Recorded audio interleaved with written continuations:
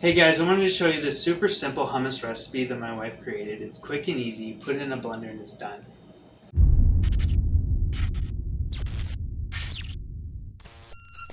For this recipe, you'll need 2 cans of beans. Traditionally, garbanzo beans are used, but today we're going to use a mix of garbanzo beans and black beans. We've experimented with different types of beans, including cannellini beans, and they're all pretty good.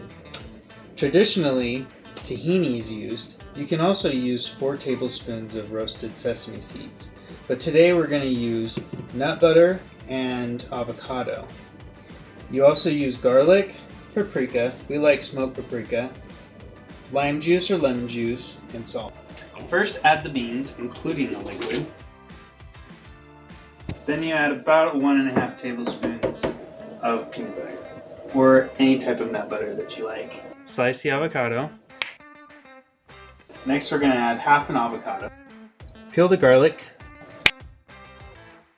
Add 2 large cloves or 4 medium cloves of garlic.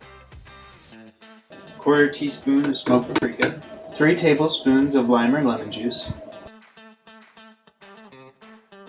And if you made it this far in the video, you get a bonus ingredient that I forgot to tell you about, cumin. You use a heaping teaspoon. Final ingredient, a 1/2 teaspoon of salt. Now that you have all the ingredients in there, put the lid on,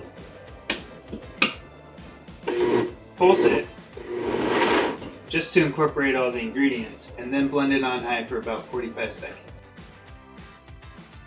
Now that it's done, you just take the spatula and you scrape down the sides. For garnish, my wife likes parsley or basil, and we like pine nuts.